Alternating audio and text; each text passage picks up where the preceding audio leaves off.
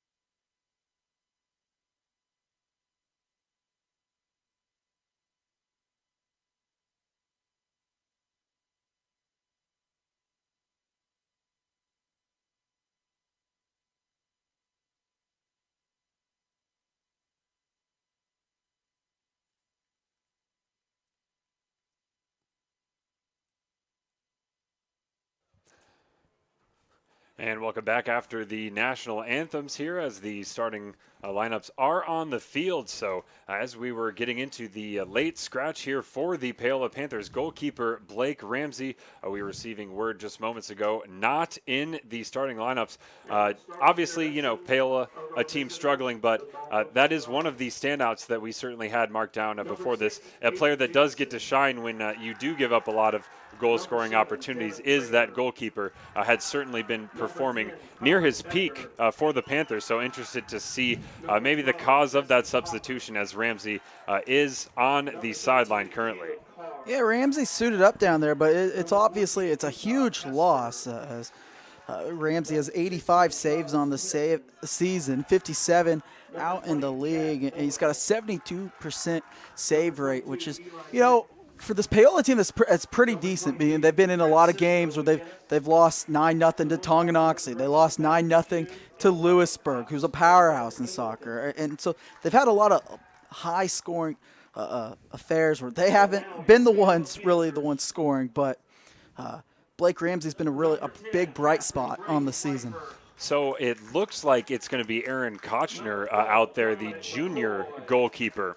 Wearing the single 0, Ramsey the double 0. And it does look like Ramsey also possibly receiving treatment or discussing things with the trainer down there.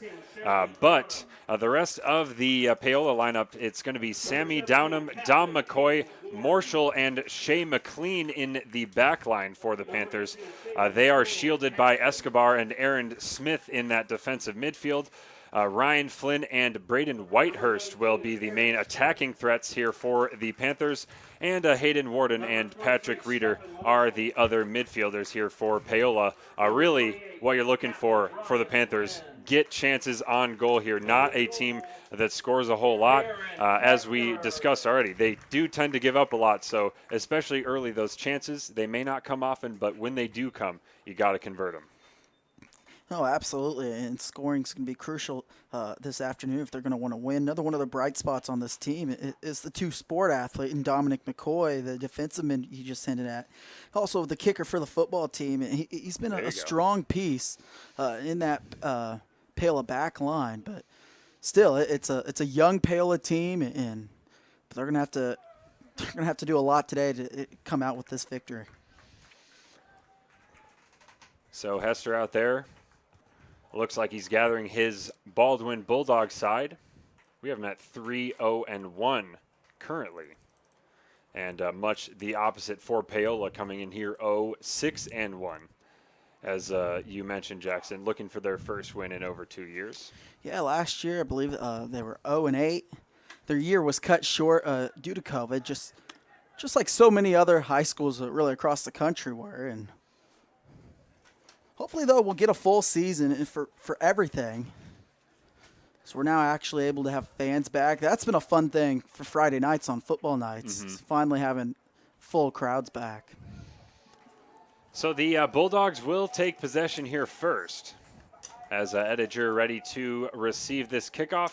Again, 91 degrees here at kickoff down at Panther Stadium, down on the pitch, and sometimes these turf fields with those little black pieces in there, they can feel even hotter than that. So we'll see if they do implement that kind of the quarter system where they divide the halves and have a water break that we sometimes see. But we are off and away here. Bulldogs in possession. A lot of time and space here for Hopper.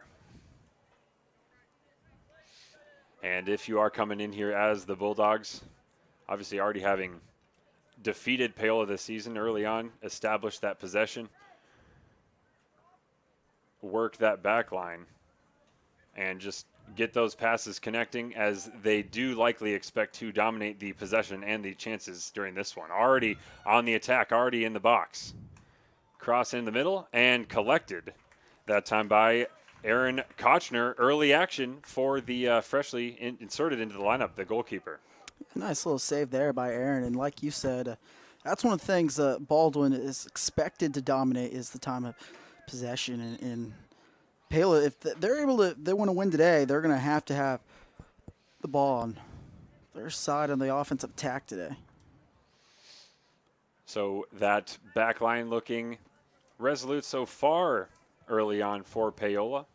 Disciplined, regimented, and it does look like they're putting nearly everybody behind the ball as a nice delivery into the area, but Kochner on hand to sweep things up.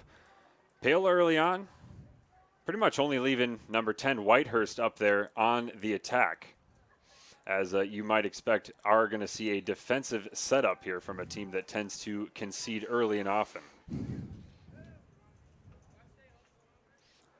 So foul going Paola's way will help to relieve this pressure, this early pressure. As we've got a decent-sized crowd here filtering in. Fortunately enough, they are shaded here by the press box. Free kick is dealt with nicely by the Baldwin Bulldogs, and now they've got a whole lot of open space. And the ball is played down the line for McGinnis, who puts it in the center. Now Hester will run after it. Cutting in on his right foot, it's Hester, and the shot is blocked. Still, though, in the attacking third for Baldwin. And that was deflected and over the end line by Downham. Good defending, but it is a corner, and the first one for Baldwin. Yeah, we'll see if Baldwin's able to capitalize on the first corner of the game coming up. The Bulldogs do seem to have the height advantage on the day, but they will take this corner short. And we'll see if that's something they continue to do as this one goes along. This time, it did certainly not work very well. But Paola definitely going to need Whitehurst to chase those outlet balls down if they do want to really relieve this pressure. They need to just clear the ball, even if it's just for a moment. Yeah, Paola did a nice job there defending that corner. But Baldwin back on the attack. It's McGinnis again. Straight to the end line, turns back this time. Tricky feet by McGinnis. Left-footed shot is saved at the near post. That was good play from Francisco McGinnis, the senior midfielder. And he cut in on that left foot, but Kochner not beaten at that near post. Yeah, and an excellent save there by Kochner going to his left. Answering, another corner coming. Yeah, answering the questions early as they've got a short option at least again. This time, though, it is lofted into the box, into the far post, looking for McGinnis again. He does look like the tallest player on the pitch, so not a bad idea there. And that one's crossed right back in the middle. It's bobbling in front and collected again by Kochner. Not sure if that will go as an official shot on target, but the save might as well have been there. Yeah, Baldwin's been aggressive early. So far, Kochner's done a good job keeping him off the board.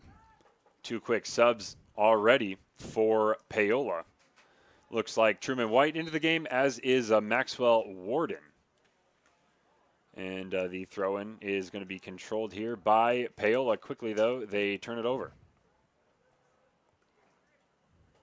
So here come the Bulldogs down that left side. It's Prather playing a nice ball down the line. See if they can keep it in. Back to Prather. Left-footed strike is saved once again. So already the save count piling up for Aaron Kochner. The junior listed as both a midfielder and a goalkeeper, as you often see at this level. Goalkeepers, backup goalkeepers at least, don't typically get to have just one position.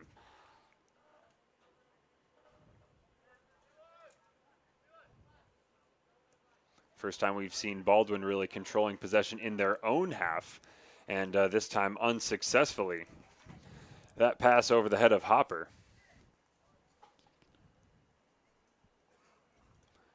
And this is where Paola, even if they can just control possession, 20, 30 seconds.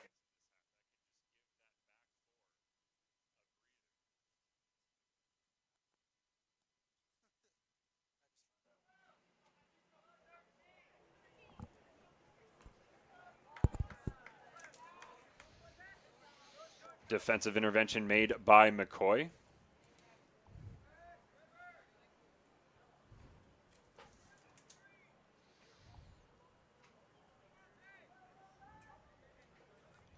Hopper to throw it in.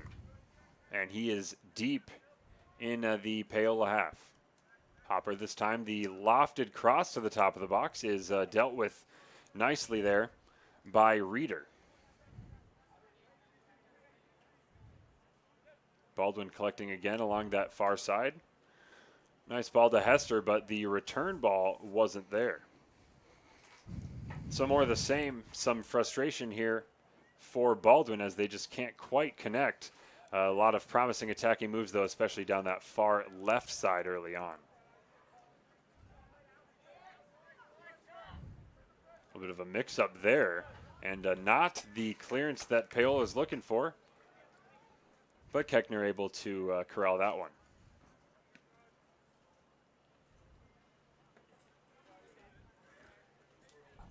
Oh, nice punt there. It was. Warden not able to bring that one down. A difficult ball to control, but that's exactly the kind of outlet that Paola need to look for. Yeah, McGinnis. He had Warden. If Warden was able to kind of corral that, you know, he would have had a little one-on-one matchup. Kind of just get Paola going offensively. Right, you only need that 1-2 chance as McGinnis is going to put a hard cross all the way to the other side, collected by Prather. And he'll return the favor. And this is going to result in a great attempt on goal from the middle of the box. I believe it was McGinnis, but that finish not enough. It was right down the center of the goal, and Keckner able to kick it away. Corner taken quickly into the middle. And the first goal does come from McGinnis, almost the same spot that he had that shot saved from.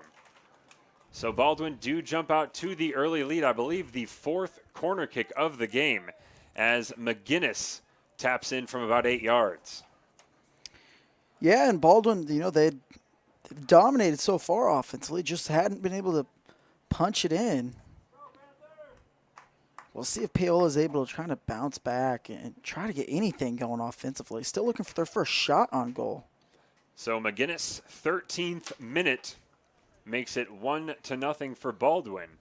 And he has been the certainly the most active attacking threat for the Bulldogs so far.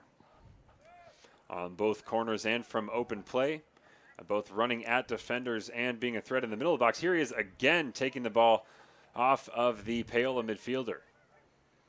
McGinnis now spinning, feeling his game. The left-handed strike from outside the box was pure, but Keckner equal to it. That was a nice strike from that far out. Right to Keckner, though. And that's what you hope that you don't see as this one goes on. As they get more and more chances on target, you want to make him feel uncomfortable at the top of the box. McGinnis certainly did not look uncomfortable that time. Trying to spin around again. This time playing the ball for a teammate. But nice defensive pressure by Dominic McCoy as he tried to turn did not allow McGinnis to deliver that ball on target. Again, another good outlet ball by Keckner. We're going to see if these Paola attackers here can try to get on the end of him.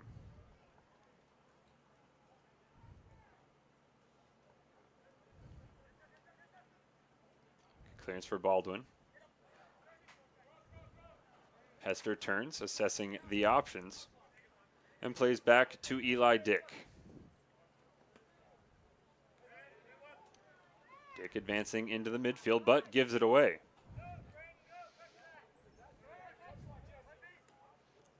Paola seemed like they had a 2-on-2 there, not able to take control completely of possession there. Hester again. Back to his left. Now into the box goes Hester.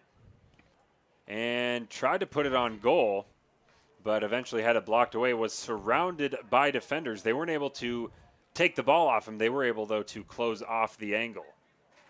Yeah, Hester did a good job getting in there, but had a few nice moves. So he was trying to get a shot up. Paola defended it well at the end.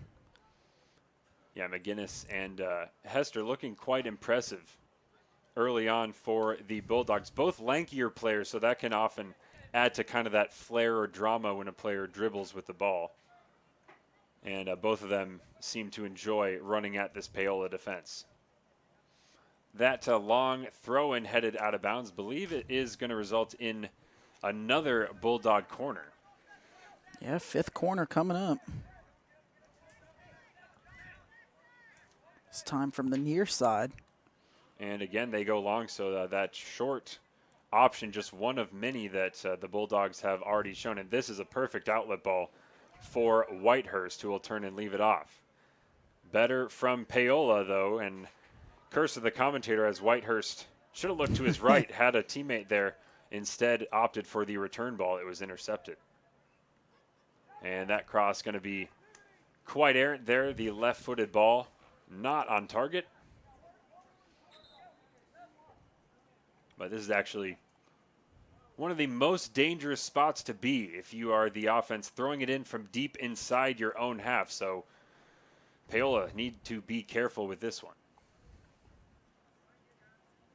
You'd almost rather just be defending this one and let it bounce to you, just hack it away. And there you see the danger as the ball was put in to the Panthers area. And it may have crossed the line. That's what the line judge is saying. So it'll be a goal kick for the Panthers.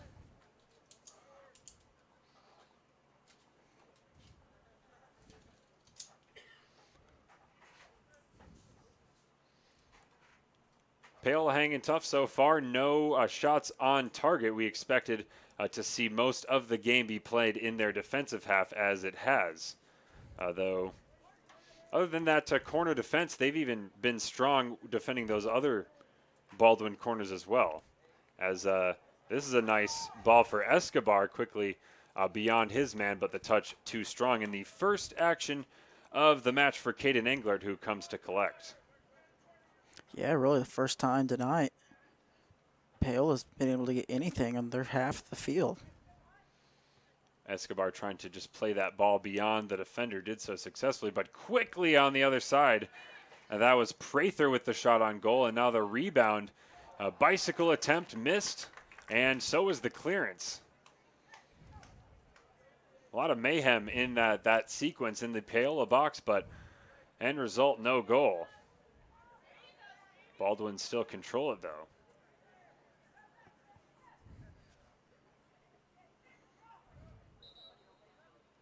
Hester has it there on the far side, and Baldwin's turn to make their first substitution. Nicholas Johnson inserted into the game, just a freshman. Listed as a forward, so good day to get a couple freshman year goals, or at least get some attempts on target, as these Baldwin forwards are attacking the box with abandon. Hester now the bullet throw. Can't complete it. And again, the ball comes to Whitehurst. Just can't find a teammate. That one's good for 3 on Friday night, but not so much here. And that's what I'm talking about, though. See, that pressure now on McGinnis. Still feeling himself, still feeling his game. But when you put a body on him outside the box, the shots end up looking a lot more like that one there.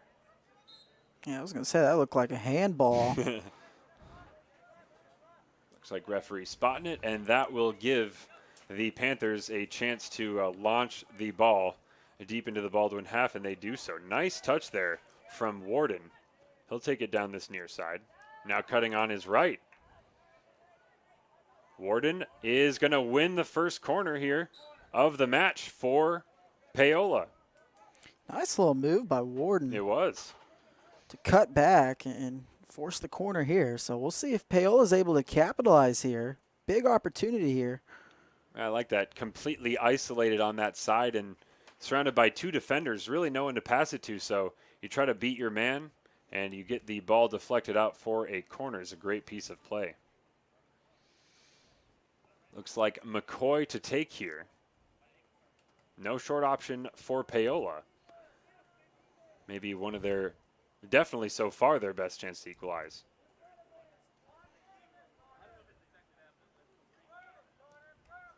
Low delivery, and it skids through the box. Baldwin now with a chance to run it out. Yeah, Panthers tried setting up that header. And here's Hester, has now covered about half the field himself. Hester going to keep going. It's Hester. The right-footed finish is saved.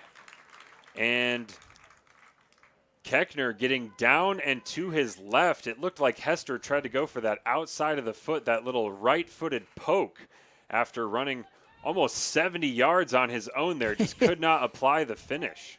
Yeah, Hester tried taking that all the way. But Keckner made a great save there.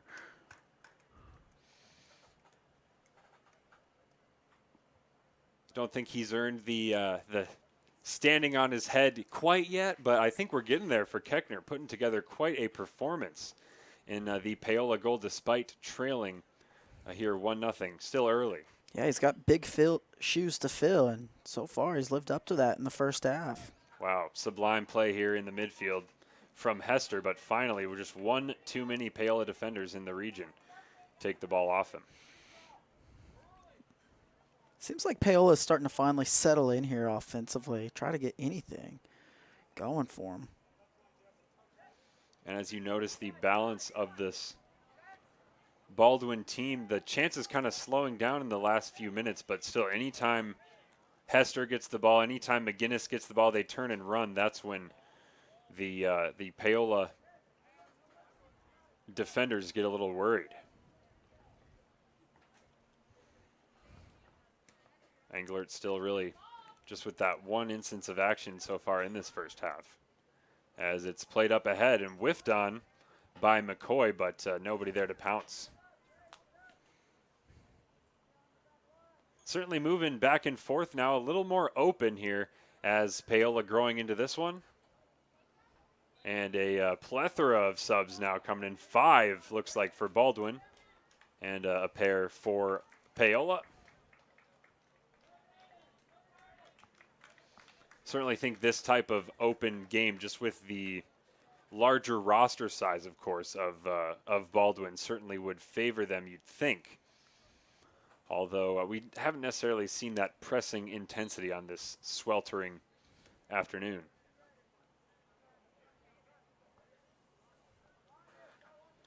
Good control by Ian Rimmer, one of the substitutes, but the pass not quite so controlled.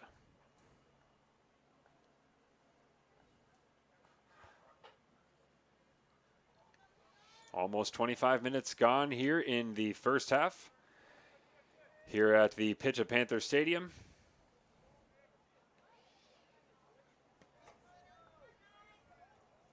And that's the moment. That's the moment that Paola needs to control that ball when it's received into the top man. And this time it was Jace Rittinger. Instead of trying to immediately turn and play that ball, you have a moment. Just turn slowly, collect it, and just keeping the ball. You don't need to advance the ball, but again, this pressure is what you want to avoid. It's coming through now, and that chipped finish is just beyond the far post. It's the right shot, you know. Absolutely, the calm, measured finesse finish. It was Jimenez, who is one of those substitutes just into the game for Baldwin.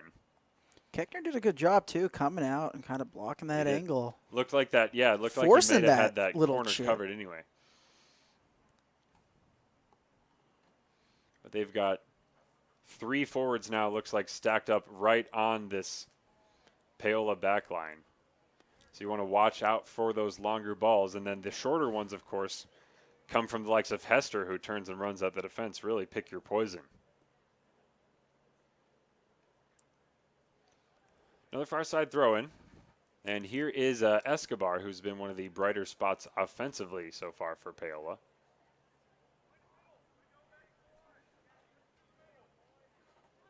Good ball for Whitehurst. Can't control it. But does go for a Paola throw-in.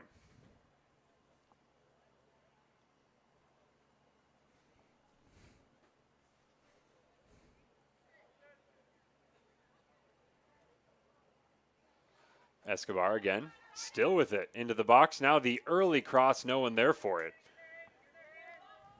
And this is going to be a throw-in for Baldwin. Let's see if Paola can kind of lock him into the corner here, or if they opt for a more conservative approach. Beautiful through ball there by Escobar. Too bad no one was there. They're thinking the right way, that early ball, you do want to play it early. You want to catch a team napping, too, when they have most of the ball. Exactly like they did. Get down the side and pump it in early. Space now, though, and almost finding Jimenez.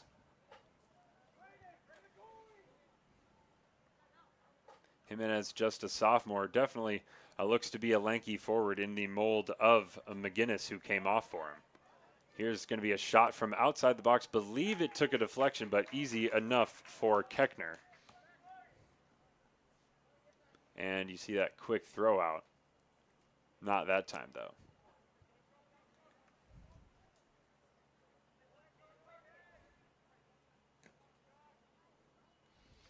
Good pressing play by Whitehurst. Unfortunate bounce, though. And here is Escobar for Paola. He's going to play it down the line, looking for Whitehurst, who does have the pace, but did not have the space to beat the defender. Whitehurst caught up to that ball, showed He his did. athleticism and speed. I thought no chance when that ball was played. Ended up almost a 50-50 with the goalkeeper also converging on the scene. But now you've seen Whitehurst coming short, coming long, and Bulldogs now into the box. Neither team really able to keep hold of the ball in midfield right now. Whitehurst spinning. And Paola, really, these last 5-7 minutes look a completely different side. The game almost even.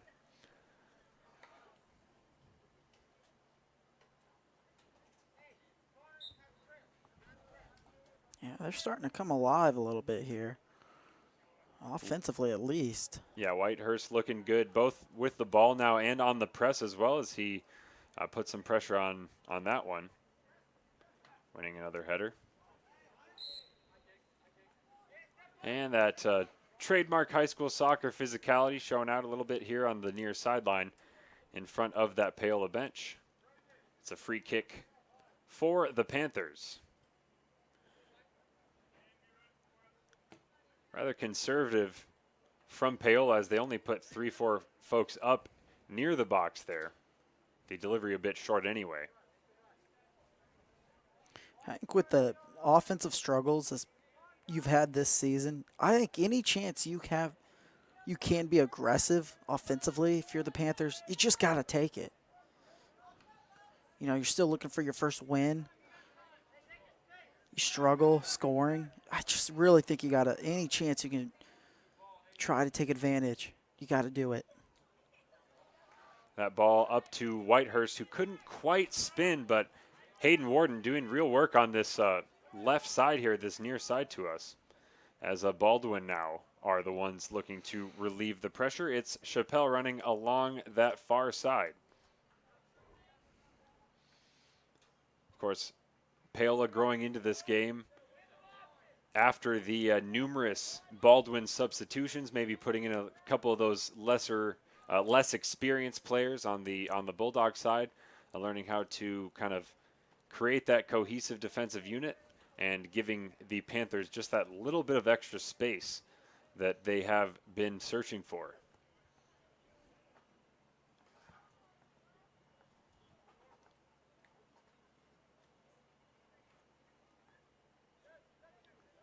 Both teams struggling to keep the ball in play there on the far side. As we're going to have a little stoppage here. It does look like those starting players from Baldwin returning to the game now. Mainly McGinnis and Hester, the ones that have caught the eye so far. And Ediger also returning, the senior forward, wearing the number 10 shirt for the Bulldogs. But that may have been head coach Matthew McCune just seeing enough of that little passage of Paola dominance there and putting the A team back out there.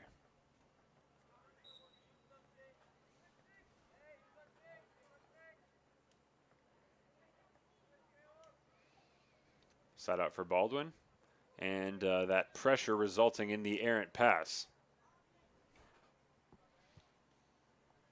Keckner's last 5 minutes have been a snooze compared to the rest of his match.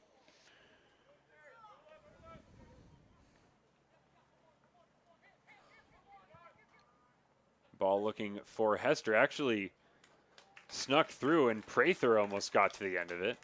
Yeah, that was a good through ball there. Baldwin almost able to sneak a second goal. This outlet ball finally gets the right touch from the Paola player. Now they're trying to play the ball down the line for Whitehurst. That was Warden with the play here on the near side.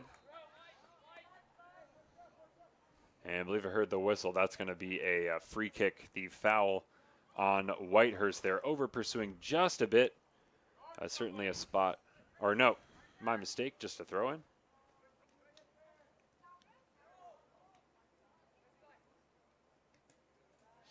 And that's a dispossession by Warden. Looking for Whitehurst in the center, and the touch just eluded him. Whitehurst had the ball in the center of the box, never truly controlled it, but could have even thought about that first-time strike. Suddenly, the Bulldogs attacking the other way. And that is a clear foul there, as Hopper tried to play the ball, and it was intercepted by his opposite number, McCoy there, quickly bulldozed him. Best opportunity of the night by Paola, and they were not able to capitalize on that there. Booted up through the middle of the park and controlled easily by Hester. And look at Hester just running in space. Seems like he's playing his own game there in midfield, but not able to connect that time. He really just finds that space. Even if you watch him without the ball right now, nobody within 10 yards of him. Here are the Panthers. It's going to run long. Whitehurst on the pursuit once again. And you just have a feeling if Whitehurst gets this many little sniffs, this many little chances, that something could be on here for the Panthers. Yeah, you got to think something's going to click. And right now, Paola in the last 10 minutes, they've dominated, kind of. Still not able to tie this thing up. Yeah, both Escobar and Warden moving upfield and linking up with Whitehurst in this last period of play. You see this kind of this front three forming for Paola has produced some chances here. Now turning with the ball is Ediger. Nice ball out to the right for Prather. Devin Prather into the box. Prather, the shot flashes across the goal, and McGinnis was also there. It looked like he was arriving a bit too late for that kind of sliding far post finish, but believe that was a shot attempt there by the winger Prather and not hitting the target. Yeah, Panthers got lucky there. No one was able to finish there on that backside. Otherwise, it'd be 2-0. It is interesting to see that the Panthers taking these goal kicks with a center back, despite some of those goalkeeper punts, actually those outlet kicks kind of really finding their mark. Of course, punting and kicking off a dead ball situation, not the same skill, but nonetheless, here come the Bulldogs. Nice tackle there, but still controlling possession. Prather again on the right side. This time the left-footed strike, a sweet one from Devin Prather. He scores a curling effort into the side netting, and Keckner didn't move. Prather pended that ball. Like you said, Keckner, he stood there frozen. I mean, I think he was shocked at that one. What a shot there for Baldwin. And it's so unfortunate because in the last 10, 12 minutes, Paola's really kind of dominated, been able to have some offensive tacks, but just haven't been able to capitalize on anything. And Baldwin comes down there and just executes a beautiful shot there by the Bulldogs. Yeah, the individual effort by Prather, and I like that, especially that previous play. He screamed down the right side, kind of put in that cross shot that we saw with his right foot, and showing that he can also cut it back inside as well. Great play from the listed as a defender, senior. Definitely appeared to be more of a winger on that play, certainly. It's going to go as a foul there on Paola. A little overeager was Truman White. And yeah, you sense that just very deflating to concede like that for Paola, of course, because of the time, because of how they had been beginning to grow into the game, as you mentioned, but also just the manner of the goal, the exquisite individual effort. Good breakout chance now, though, for the Panthers.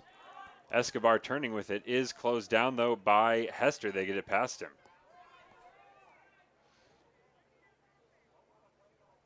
That one just running out of play. And so many of these attacks for Paola really feels like inches away, or just one touch or one connection. But that is the hardest connection to make in this game.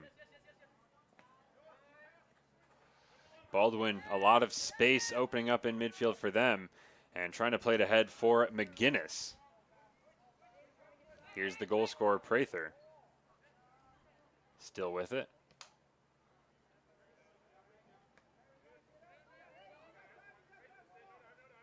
Aaron touch collected by Whitehurst.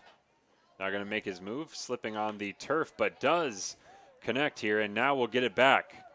Great play, great determination here from Whitehurst. Almost had the same thing happen to him again. And that time he does lose control of the ball. Supported, though, by Warden. Those two combining very well here in the latter stages of the half here on the near side.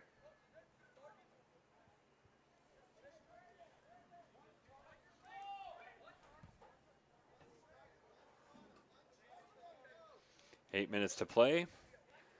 Baldwin having struck twice. First goal in the 13th minute by McGinnis. And eyeballing that second one. Let's go with the 36th minute for Devin Prather. This one will run long, a goal kick for Baldwin.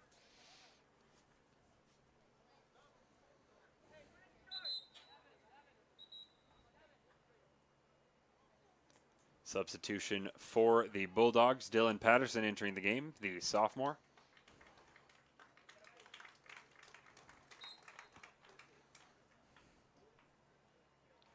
And does replace the goal scorer, Devin Prather. A lot of space again for the Bulldogs. Going to go alone. And the keeper charging out. They missed it. And that's going to go as a solo goal for Jesse Hopper. It looked for a moment like the Paola defenders had it covered, but then miscommunication between the keeper, Keckner, and the back line resulted in a rather simple finish for Hopper. Yeah, it's a 50-50 ball there by Keckner, or decision there. And Ended up not paying off for Paola and Baldwin. Easy goal for them. Go up 3-0. So you got the beautiful, the sensational, the incredible technique, the curling left-footed shot, and then you've got the miscommunication, the scrappy goal, both in the last couple minutes for the Bulldogs. Now find themselves firmly in front with this 3-0 advantage. Escobar is going to find Sam Downham here down the left side and can't quite keep it in. Tough ask there, as you kind of got to both keep the ball in play and kick it to a teammate at the same time. Too much to ask for Downham.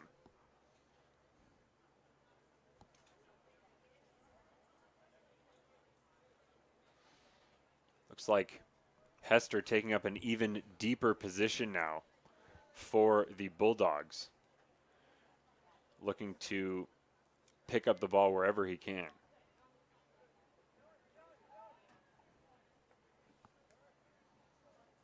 Nice interplay down the far side. Broken up though. And now McLean chasing this one. And McLean overrunning that one. So now into the middle, McGinnis again, but it is cleared away by the Panthers.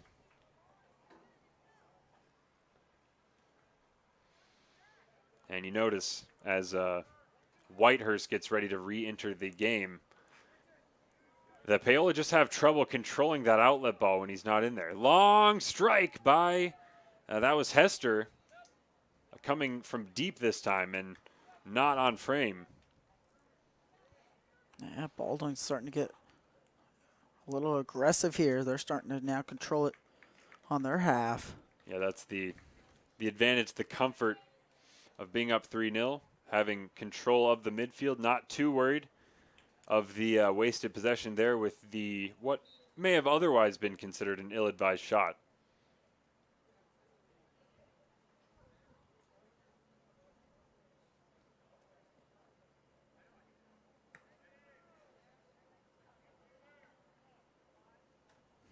Paola struggling to clear out from the back here, but need out by Reidinger.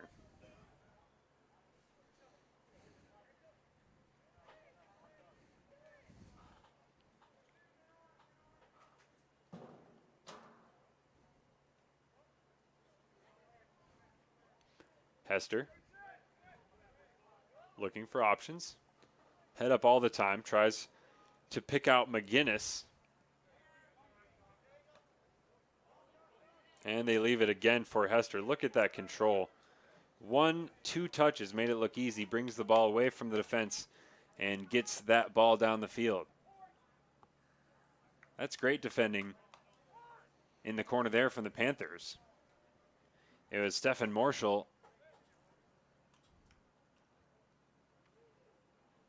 Long throw in the box. McGinnis the target, and certainly a big target. Not able to get his head on that one. Another corner. Yeah, another big opportunity for Baldwin. Try to extend their lead. And so now it looks like Blake Ramsey has entered the game as an outfield player wearing number 2. Has typically featured as the keeper for Paola throughout the season. And we were surprised not to see him in the sticks today, despite being impressed here by most of Keckner's play here in the first half. Keckner's though, he's looked good so far. Of course, yeah, just that one miscommunication there, but otherwise has looked strong, has looked decisive as well.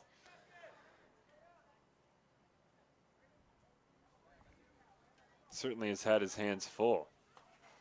Dispossessed in a bad area. Now ball in the box. McGinnis trying to get there. Spinning, but could not turn. And excellent defending. This time it was McCoy.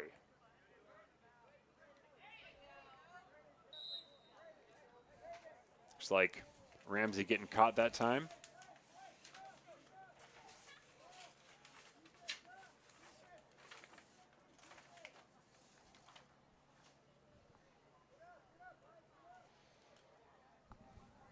So now the Panthers are putting bodies up on these free kick opportunities. And almost broke through there. And it looks like they might have a chance. Whitehurst with the left foot, but it's offside. Whitehurst had the chance, and it did look like I thought for sure Escobar was standing offside, and that may be actually what they are calling this one back for. Of course, no way of knowing that from all the way up here, but Escobar was standing clearly offside, and that ball kind of played down the center. Not sure whether Whitehurst was in between those defenders or beyond them. Either way, though, same result, offside, no goal. And bummer, too, because it was a nice left-footed finish by Whitehurst.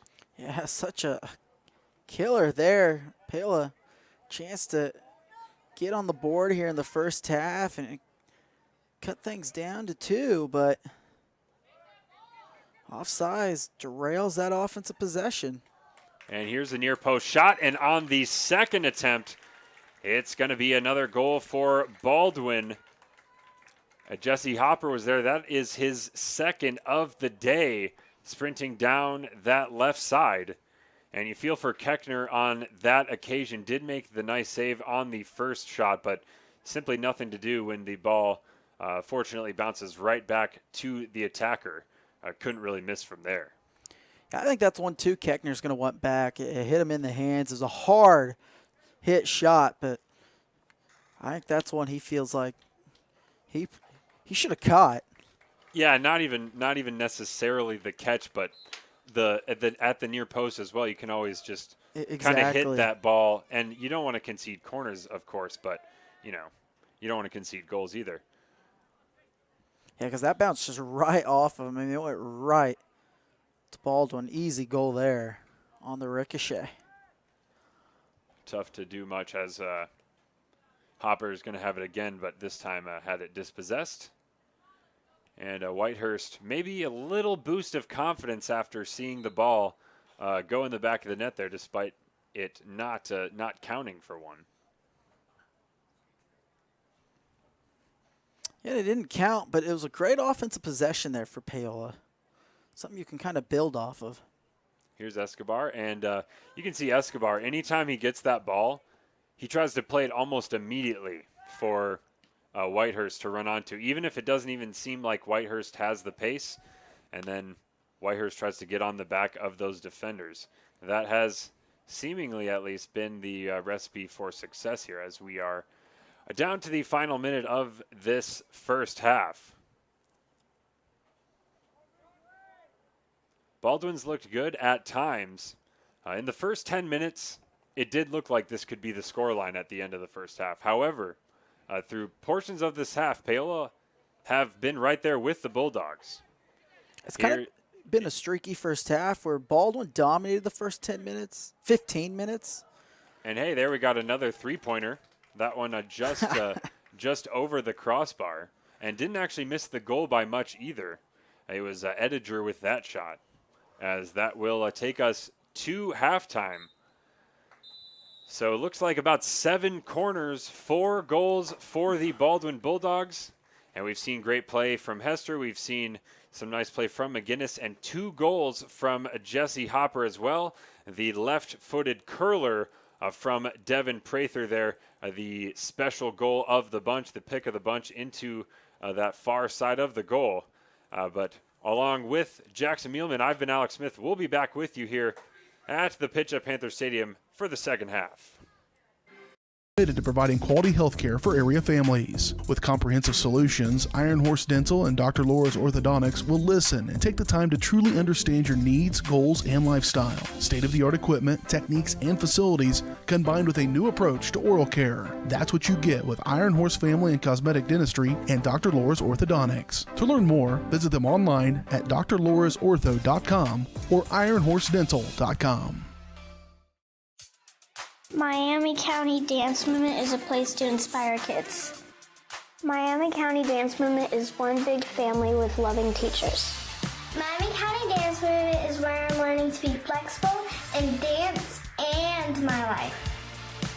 Miami County Dance Movement is so amazing because everybody is so loving and kind. Miami County Dance Movement is like a second family to me.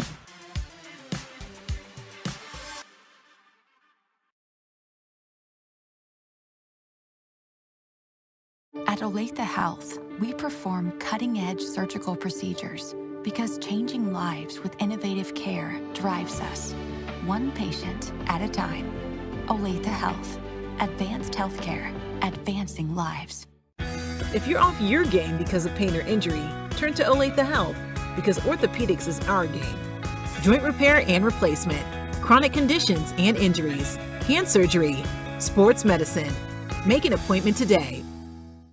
Hi, I'm Dr. Aaron Stowe with Paola Veterinary Clinic. We'd like to thank you for trusting us with the care of your pets and large animals. At Paola Vet Clinic, we're proud to be your hometown vets who know and care about your family. Coming soon, a new location here in Paola in the industrial park with cattle hauling and boarding and grooming. With 24-hour emergency services and 3 other locations in Lewisburg, Drexel, and Martin City, and a team of 11 veterinarians, our commitment to this community makes Paola Vet Clinic the vets you can trust.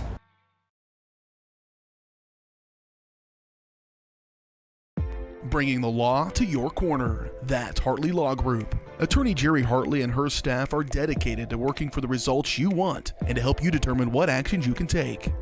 Specializing in criminal defense, family law, guardianship and adoption, estate planning, probate, and trust litigation. To learn more, call 913-294-4512 or visit HartleyLawGroupLLC.com. The choice of a law firm and attorney are important decisions and should not be based solely on advertisements or websites. Hi, I'm Dr. Aaron Stowe with Paola Veterinary Clinic. We'd like to thank you for trusting us with the care of your pets and large animals. At Paola Vet Clinic, we're proud to be your hometown vets who know and care about your family. Coming soon, a new location here in Paola in the industrial park with cattle hauling and boarding and grooming. With 24-hour emergency services and 3 other locations in Lewisburg, Drexel, and Martin City, and a team of 11 veterinarians, our commitment to this community makes Paola Vet Clinic the vets you can trust.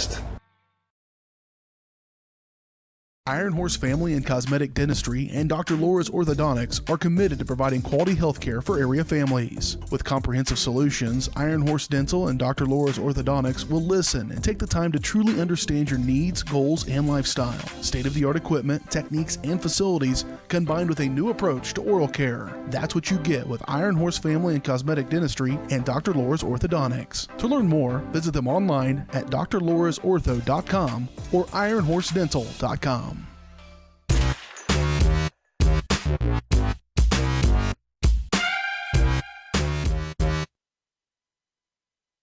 And welcome back, everybody, to Paola Sports Live. 4-0 is our halftime score. The Bulldogs on top of Paola. It's now time for our Chamber Connection, brought to you by Paola Chamber of Commerce. The Paola Chamber is always working to promote business in Paola. In the surrounding area, the Paola Chamber reminds you to shop local first. To learn more, call 913-294-4336 or visit paolachamber.org.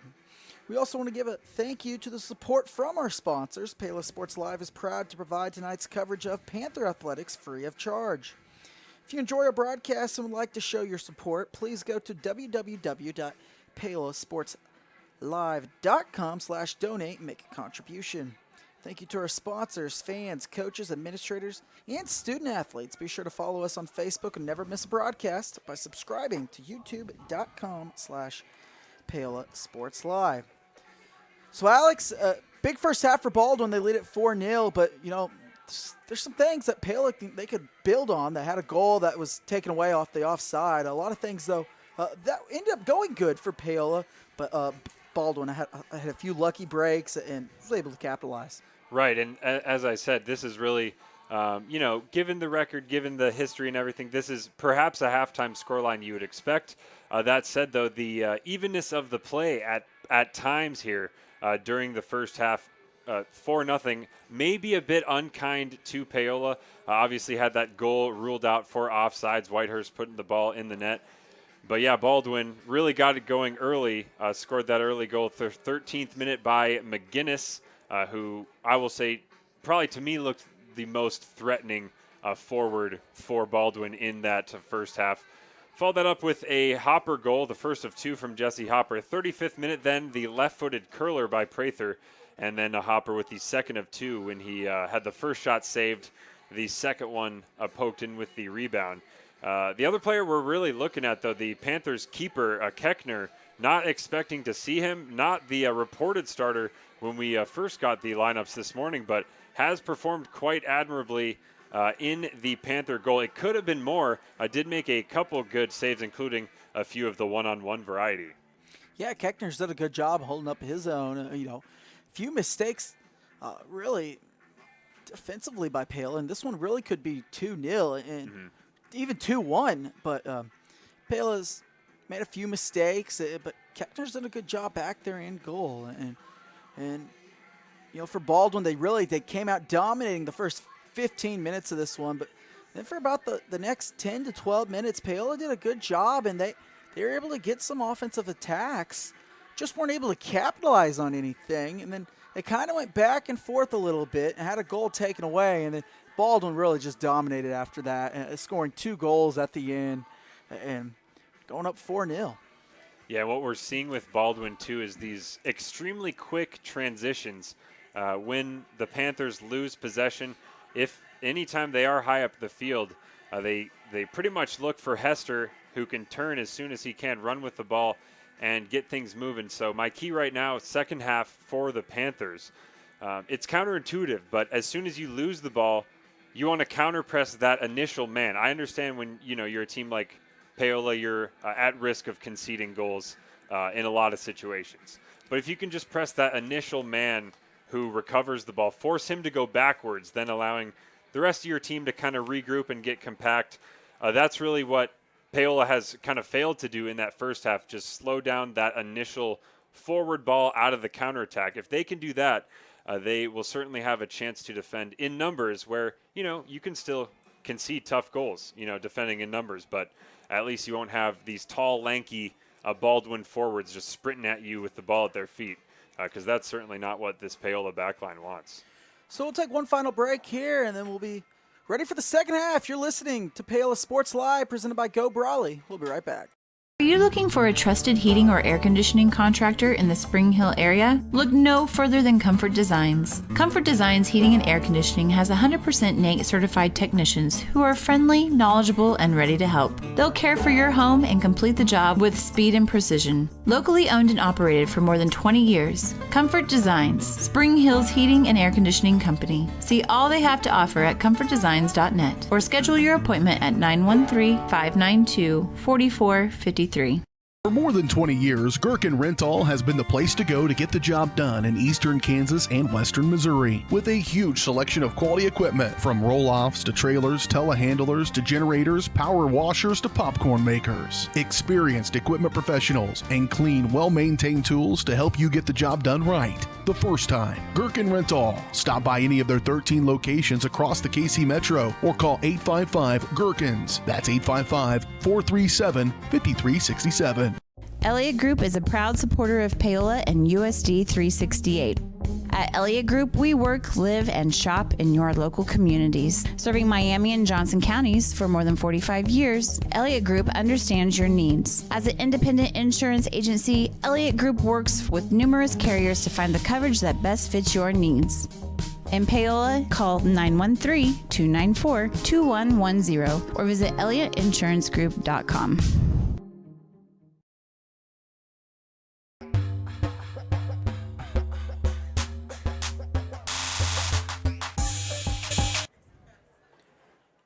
Welcome back to the pitch at Panthers Stadium. Still a boiling 91 degrees. It has not gone down 1 degree. That's Kansas for you there. We are back. The score right now, 4-0 Bulldogs over the Paola Panthers. And alongside Jackson Mielman, I am Alex Smith in the pilot seat for the first time this season. Been impressed by Baldwin, but also have seen spurts from Paola. And in the second half, we'll see if the Panthers can convert that into at least one or two more goal-scoring chances, but preferably seeing a goal out of these Panthers. Yeah, it'd be nice. I mean, they had one taken away in the first half, and kind of derailed the momentum that they had built. It did, yes, it did. Baldwin now holds the edge, and look for them just to be aggressive as the rest of this game. Yeah, this lead, as I mentioned, does afford them just that luxury, that additional time with the ball, but also with it not being a 1 or even a 2-goal lead, the ability to take risks with the ball that you might not take for skillful guys like Hester that we just saw pick up the ball there. And now Hester gets it back again. If they're able to maybe even get too aggressive, make a few mistakes, and maybe Paola will be able to capitalize on something. Yep. Still certainly committing plenty of bodies forward are the Bulldogs here. As you can see, they're leaving those 2 center backs and those 2 covering midfielders, but everybody else near that box. And this is poked out. Escobar might have a chance to run with it.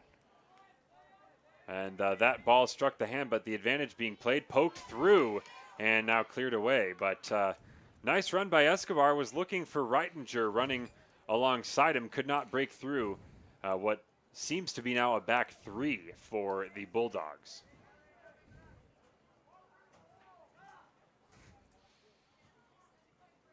Escobar looking for that right-footed cross and hooks it in. Can't quite get it high enough.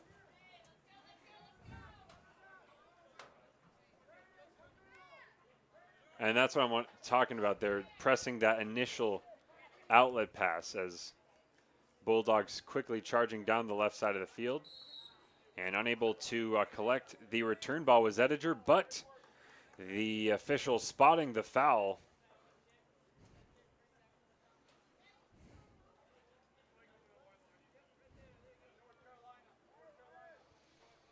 So Hester will deliver this one, try to curl it in with the right foot. And same old for Baldwin, just the 4 back. Hester put that right on goal at the near post and looks back at his bench. Certainly what he meant to do with that one, trying to get a little cheeky with the long range attempt. Yeah, that was a great shot on goal, and Keckner almost was frozen again. Yeah, that's the one where you want to take a look at those on-rushing players, but also keep an eye on the ball so you know if you're rushing out or not. Definitely a hard spot to be as the keeper. And that is blazed over the bar by Prather, already with 1 goal, and had another one there open for him, blazing it over the bar. Yeah, and that's a fortunate mishap there. He had a wide open net. Ball just skipping off the hot surface and was not able to keep that one down. Yeah, definitely just sailed on him.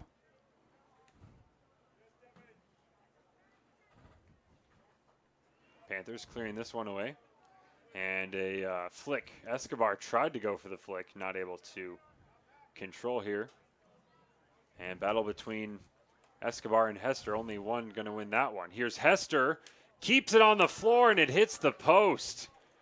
Hester running with such pace and such force, and the shot so precise. Just couldn't quite sneak it into that post. Hester did a good job getting down there. I like this kid, Hester. He's really controlling the midfield for the Bulldogs. Very impressive player with the ball at his feet. Has showed the ability to spray the ball around in possession, dribble through players as he just did, and then eventually actually earns the foul here. And he might be the guy taking this free kick too. He might put another one on goal like we saw last time. Really contributing in all facets of offensive play here for the Bulldogs. Yeah, Paola's going to have to defend this perfectly. And they've got Hester, and they've got the lefty Prather, who we already saw his ability to strike a ball, curl a ball. And this ball kind of plays so you can go either the righty or the lefty.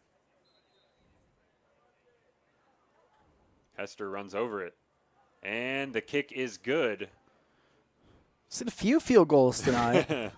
Believe that's our third, although didn't really check that volleyed attempt off the corner. That one might have been good too. Yeah, just tried to fake him out there. I would have gone with Hester. It's just put 2 attempts on frame. Decided to go with the left footer on that occasion. Yeah, I think I would have gone with him too. I mean, he's done a good job getting those type of shots and just had a chance to just put it around that wall. And looks like the ball striking an arm. Booted up the field.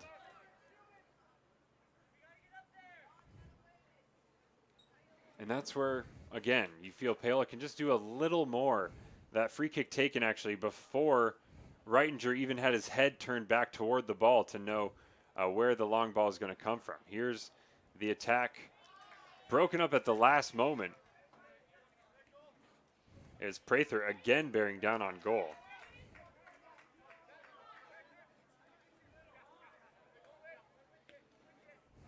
Possession won and then lost again. Here come the Bulldogs.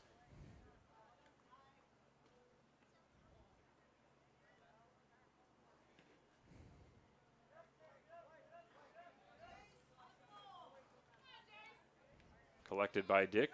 Will go all the way back to Englert in goal. And Englert's kick, twisting, turning, and running out of play. So throwing in a good position now for the Panthers. And they make, looks like a trio of substitutions.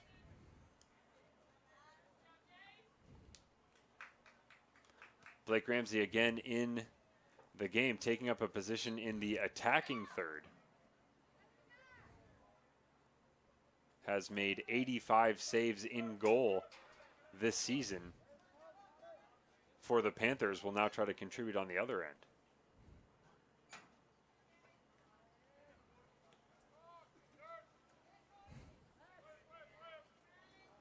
Here's another chance to run through the midfield for Hester. Nobody closing him down. A whole lot of space. Finds McGinnis, but McGinnis was just offside. And that is a fantastic job by that Panthers back line.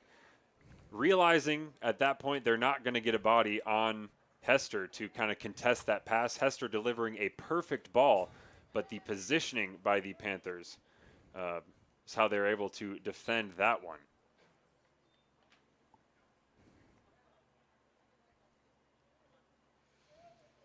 And it looks like may have our first instance of possibly some cramping on this very hot afternoon. Whitehurst back into the game for the Panthers. Don't believe he started the second half. A well-deserved breather as McGinnis here through the center. And that wasn't wide by much. Not too much power on the shot, but again, the precision, the accuracy, just off the mark for the Bulldogs. yeah, we're nearly 10 minutes in to the second half, and it's kind of like how it was in the first half. Baldwin is controlling this second half so far. Had plenty of shots and opportunities on goal, just haven't really been able to capitalize. Credit to Paola, though. And that may kind of tell you the gap between these first 11s here as a magnificent goal is put in from just outside the box. That's another goal for Devin Prather. Another left-footed strike. And that one almost as vicious as the first. Yeah, we've seen some really impressive goals tonight by this Baldwin team. And another one far out, right in the back of the net. So a couple players on hat tricks now for the Bulldogs. It's Devin Prather wearing the number 7 shirt and Jesse Hopper who wears number 12.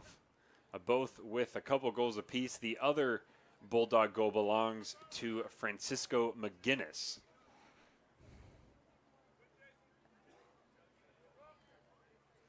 As the Panthers scrambling. Frankly, they've been scrambling since play restarted here in the second half. Hester looking for the return ball, gets it on the wing. We'll see what he does here. Hester into the box, and that is great defending by Shaylin McLean. Did end up losing her footing there at the very end, but it didn't matter at that point. The ball, she had already ushered that ball out of play.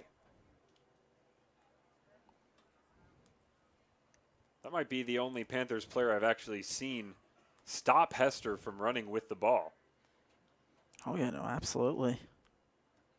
Doing so at a critical juncture, was about to enter that 6-yard box, had teammates waiting in the center.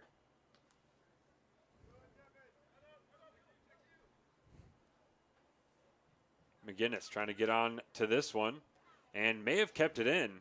Whistle doesn't come for the goal kick, so nice job there by McGinnis to even keep the ball in play, ultimately coming to nothing. Yeah, Dominic McCoy did a good job, too. Kind of chasing him down and cutting him off. Where he wasn't even able to send a through ball. Right, it's tough for these when they're running with the ball, when they're and here comes the wave of substitutions for the Bulldogs, but that's why you got to limit those counters with the teams running with the ball, because this Paola defense, when they're set, when they're not moving so much, they are able to put tackles in. They are able to defend well. They are able to stand up outside the box, but when it's in that transitional phase, they've struggled so much to cope with these Bulldogs.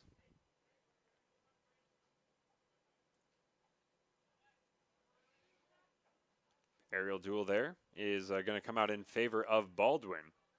Although continuing to apply pressure, it's Whitehurst.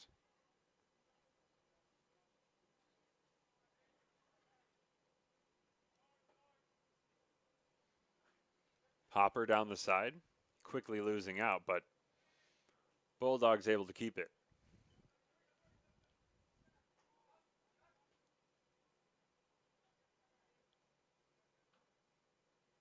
Touch evading the defender that time. Ramsey chasing it.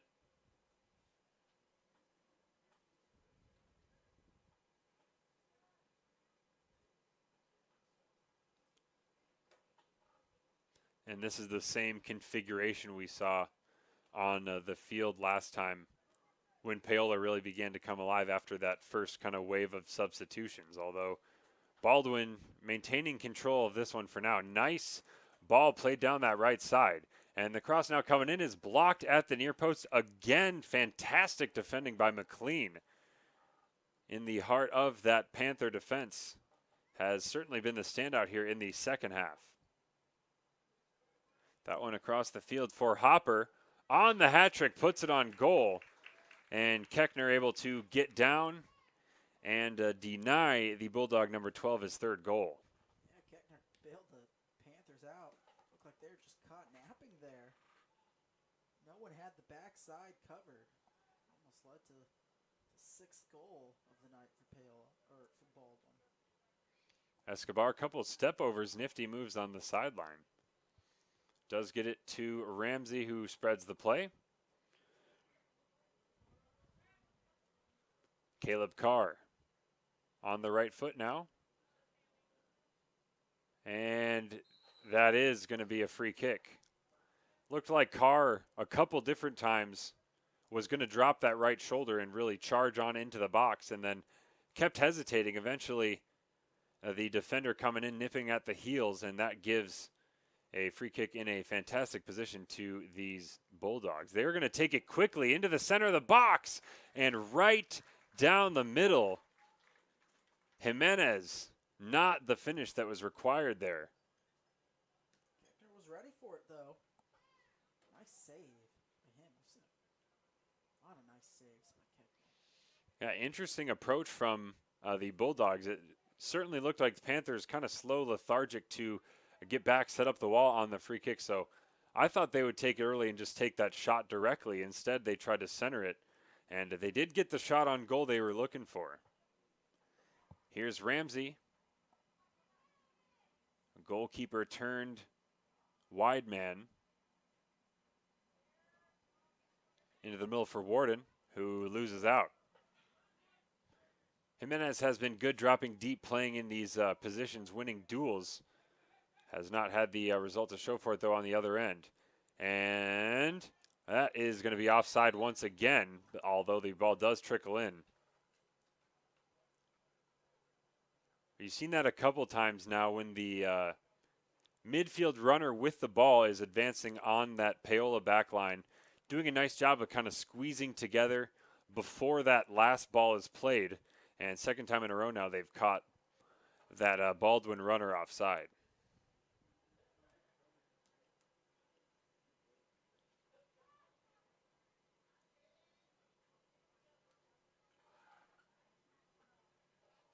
Warden fighting for possession in the middle. A bit of head tennis going on. And look at that. Ramsey winning that aerial duel with Aiden Jamison. Certainly not the taller player, but you got to love the passion that you're seeing Ramsey playing with right now, winning those duels. He's already asking for a sub. And that's how you know it's a goalie playing outfield. You don't last much more than 10, 15 minutes out there with the endurance of a keeper. Certainly made his minutes worth it, though, in the middle of plenty of duels, plenty of challenges.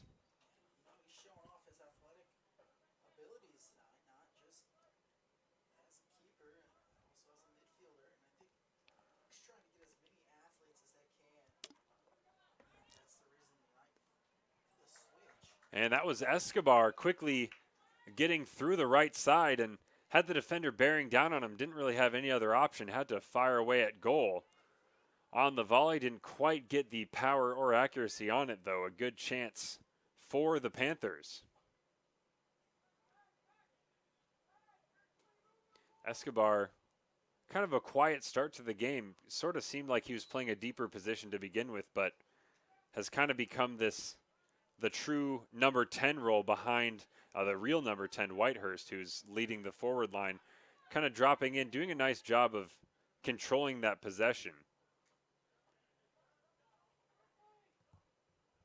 And for me, for my money, looks like the Panthers player may be the most likely to put the ball in the net this evening. Panthers still have 23 minutes to do so. And hustle this time from Whitehurst paying off, though the long touch quickly losing out.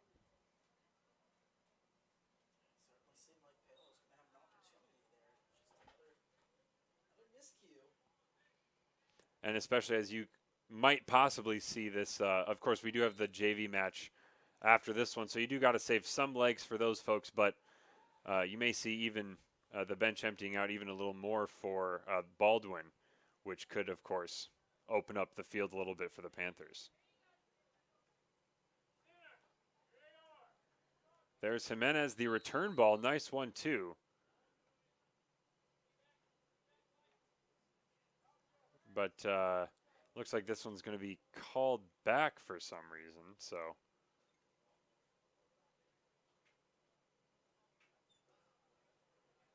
Not sure what the issue we're addressing here.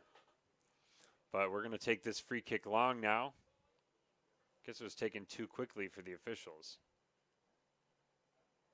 Bouncing ball through. Pretty careless defending from the Panthers. And that nearly led to a chance for Braden Chappelle. That ball bouncing a little too high for Chappelle to control, but it bounced right through that kind of first line of Panthers defenders. Suddenly there was only one man between the ball and the goal. Escobar chopping one way, then the other, linking up nicely. And unfortunately for Whitehurst, that ball behind his teammate. Better though, that link up between Escobar and Whitehurst, very important for the Panthers. And instead of kind of emptying it out that bench further, Baldwin going to put the two studs back in. Hester and McGinnis both returning for the Bulldogs.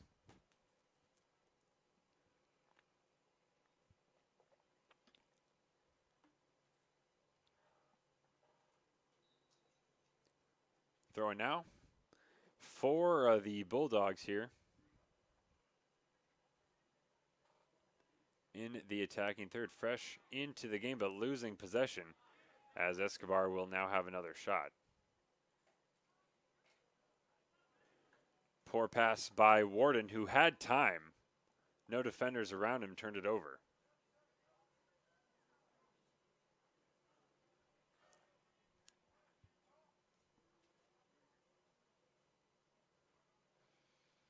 Certainly not seeing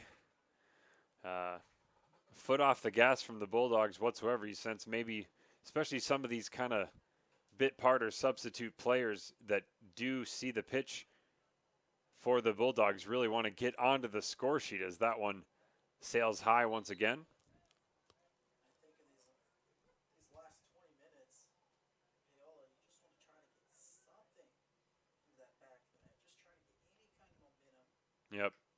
And that could get even tougher now with Escobar coming off the field, who has frankly been the only one to look comfortable in possession at all in this second half for the Panthers so far.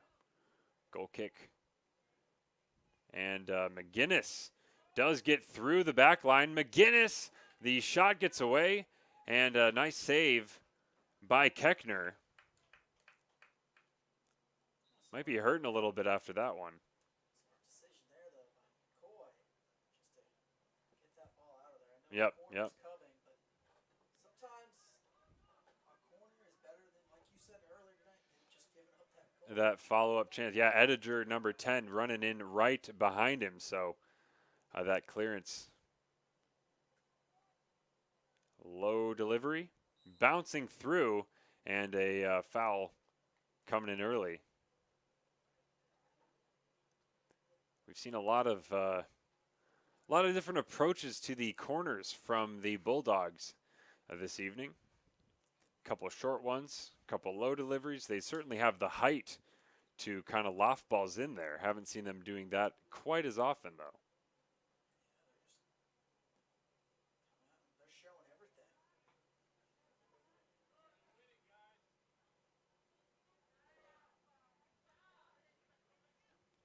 Warden getting the ball clear, though only as far as Hester. Here's Ediger. Cleared away by the covering McCoy. And it might seem odd to single out these central defenders, McCoy and McLean, as having performed well, you know, when their team is trailing 5-0. Normally you don't think defenders are necessarily playing well when they're giving up the goals, but we've seen, especially in those one-on-one kind of isolation situations, we've seen the Panther defenders, McCoy and McLean, a couple of really nice tackles.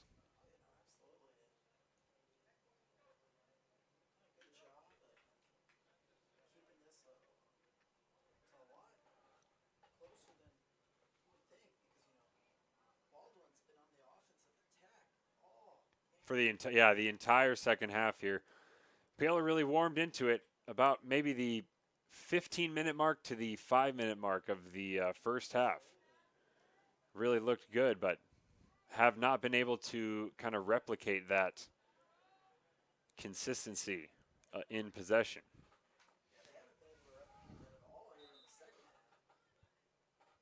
That was Hester trying to dance along the sideline. Was dispossessed, though. And one sub apiece. Both sides making a change.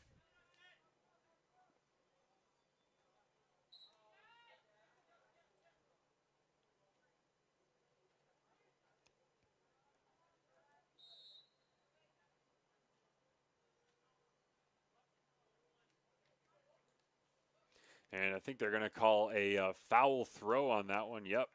So that makes it a throw. Oof, the big throw. Love to see that. As that ball played in the middle, nobody home for the Panthers, though they'll collect. It is Barnum playing it forward.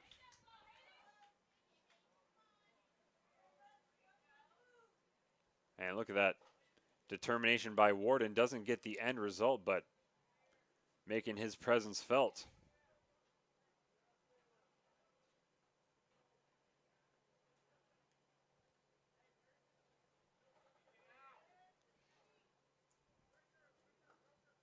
Nice tackle by Flynn.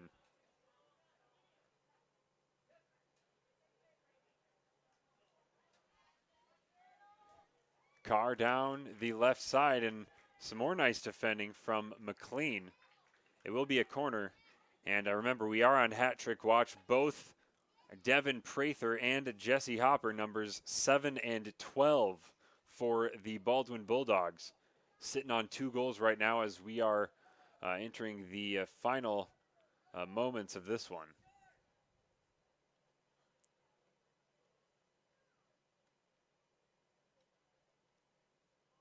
This one is taken short. Hopper puts it in. And that may have been a shot attempt. Didn't quite catch it. McGinnis, strong ball into the box, and it glanced off the head of a teammate. And there was Hopper looking for that hat trick. Really no angle for the shot, but that's when you can see a player's getting a little goal mad right there.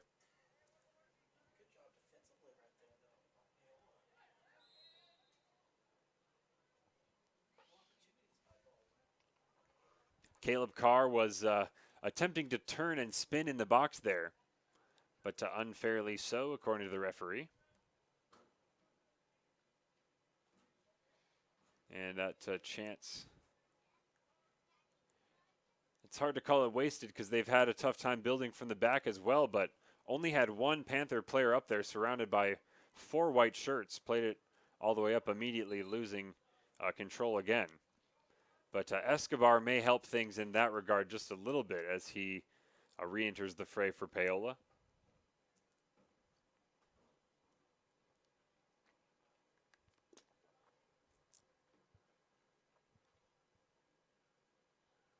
McLean to throw. She's been as steady as any Panthers defender has been.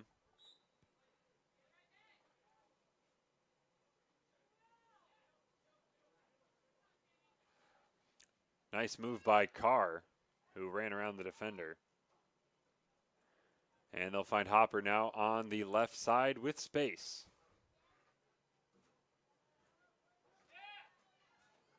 Long, bending, left-footed shot.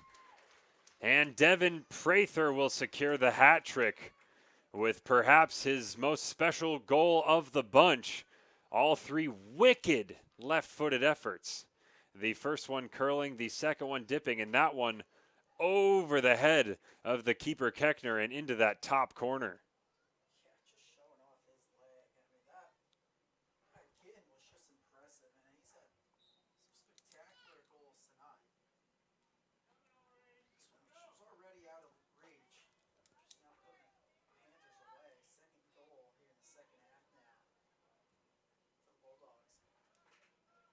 So 2 second-half goals for a Prather. Also scored the final goal of that first half.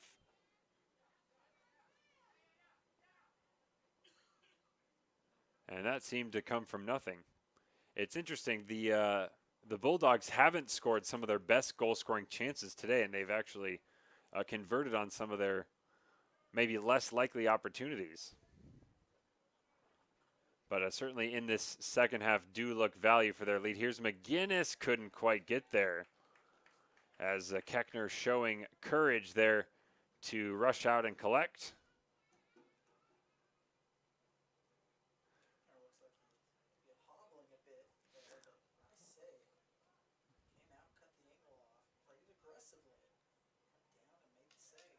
And that's scary for a keeper, especially usually as the goalkeeper, you're the bigger player rushing out. But with McGinnis and Keckner, that is certainly reversed.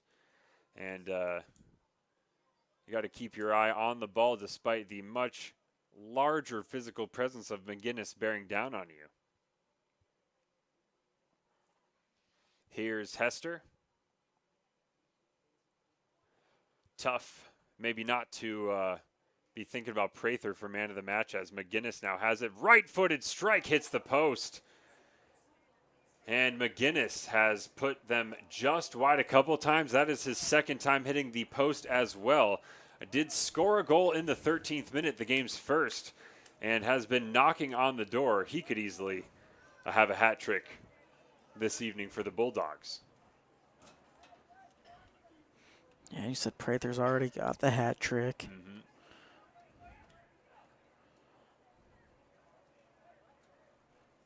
Just no one there on the backside there on that corner. Yeah, McGinnis has looked good, kind of threatening that Paola backline. Definitely an off-ball man. Hester, of course, has looked fantastic, as I've harped on repeatedly throughout this game.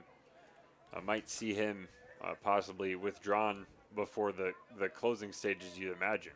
As here is Hester. He's going to have a left-footed strike, and that one straight through the uprights. Yeah, just wasn't able to really keep his foot down on that ball. He also hit the post in that first half, but that has been the, frankly, the only aspect of his game that has been lacking. Personally, for me, he is my Bulldog man of the match, despite the fact that we've got a hat trick and a 2-goal scorer. I love this deep play. I love controlling the midfield, and that is what Hester has offered throughout. Clash here inside the box. Nice tackle by Levi Ballou.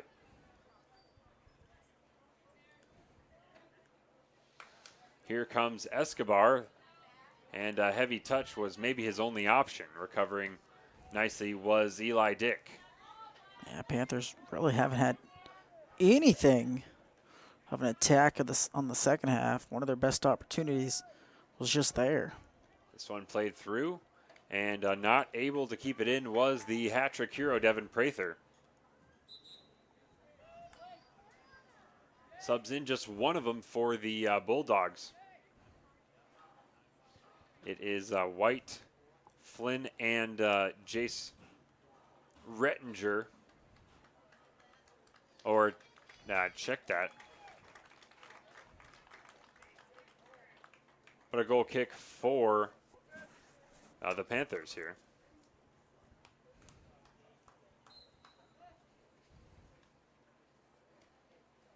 Have seen the Bulldogs kind of almost transition into two units now, kind of the attack and the defense increasingly separate, and Hester kind of just linking between the two. That one booted long, not sure the shot was on there. As we tick down, just want to see one more opportunity created by the Panthers. Yeah, you just want to try to build some kind of momentum for at least the rest of the match, or really for your next game and the rest of the season. Just want to have something, a positive to look back on. Another coach looking to the bench at this stage. Looks like we may play this one out with the 22 currently on the field. Of course, JV matches are next as McGinnis turns with the ball. Scooped pass is cleared away. Yeah, head coach Trevor Gallagher, and it's his first year here at Paola, and that first win's gonna have to wait.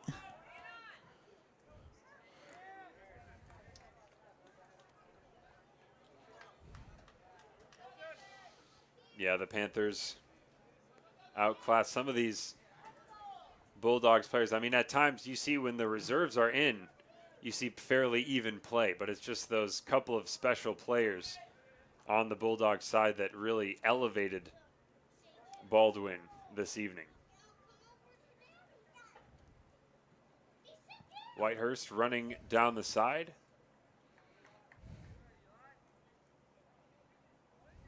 Whitehurst, maybe as an individual, kind of emblematic of what we've seen from the Panthers. One or two flashes and consistent effort throughout, constant pressing, chasing players all game long. Just unfortunately, of course, had that goal ruled offside, had that other touch just get away from him. Either of those on a different day could have been a goal. And it's been that kind of evening for the Panthers. Powerful header up the field by Hester will start the Bulldog run. And McGinnis with a nice flick. Now running through the middle. Did get past what he must have thought was the last defender, but a couple of Panthers trail on the play. Coming back, making the tackle.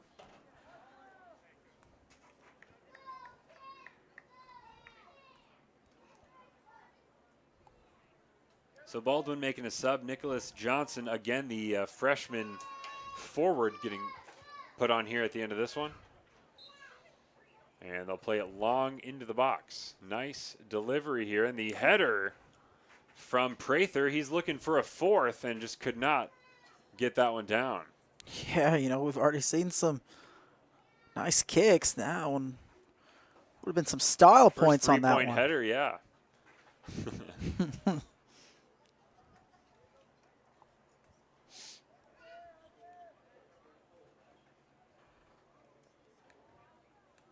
Keckner looking for a man on the goal kick, doesn't find him.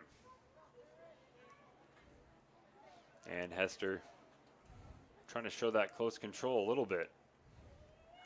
McGinnis with a strike. Now Hester, the long shot, doesn't get through the defense. You can tell Hester just wants to add that goal, put a stamp on his performance today, as that bouncing ball makes it all the way through to Keckner. Defense has looked better, though. A lot of action for Keckner and not a lot of big-time, clear-cut opportunities other than the goals the Bulldogs did convert.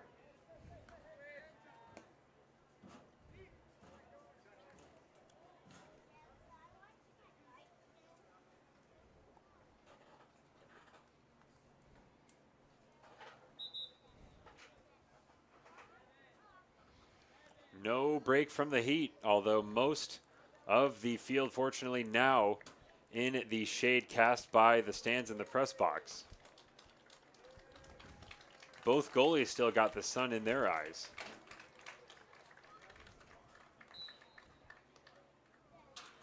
As Keckner boots it. Doesn't quite get the height necessary, but that time ball squirting to Warden, who loses out on that challenge. Another big, powerful throw from Ryan Flynn. We've seen that from him a couple times now. Carr into the middle, down to the freshman Nicholas Johnson, who was ushered out by Dominic McCoy. Yeah, McCoy did a good job there. Getting that ball out of there. Getting out of the box. That's that slow build-up defense as this ball bouncing back through in the middle again, and it was McGinnis who ultimately got the hack at that one. Looked like he was falling down while he attempted the shot, and way off to the right of the post. Yeah, a couple of good opportunities here for Baldwin.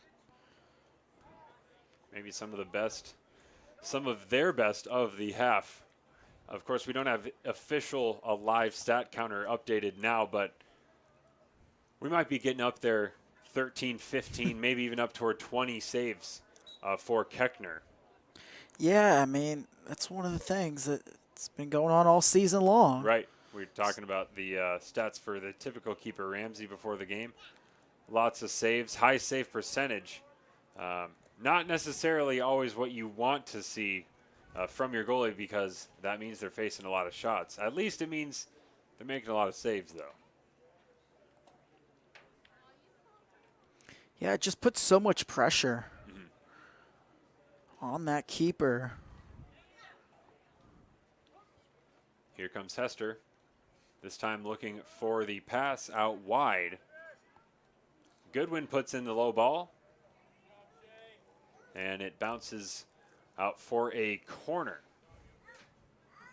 Inside the final 2 minutes now. And that one taken short.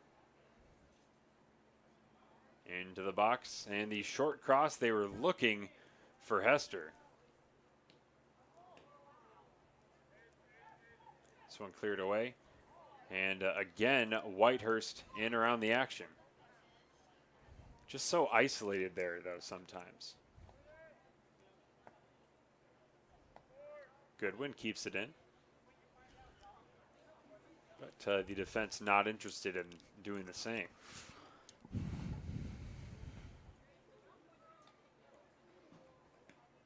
Hooking cross by Hester.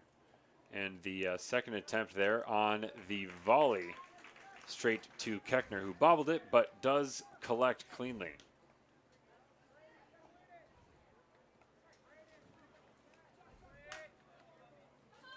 Whitehurst chasing it down. And in the foot race, just losing out to Eli Dick.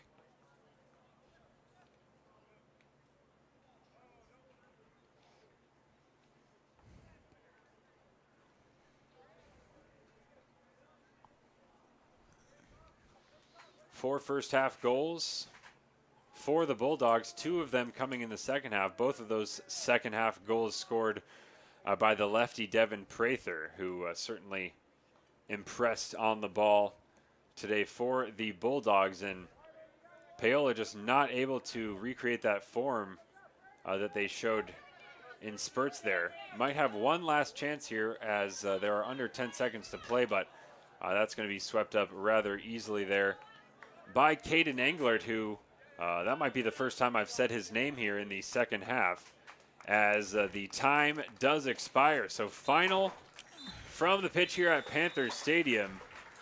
Paola remains winless, dropping to 0-7.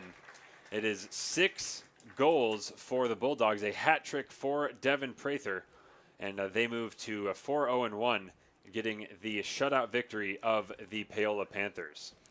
Yeah, just another tough day for Paola. They're still looking for their first win, especially it's in the Trevor Gallagher era, and it's his first year as a coach, and they're still looking for his first win as well. But Paola loses 6-0 to Baldwin this Friday.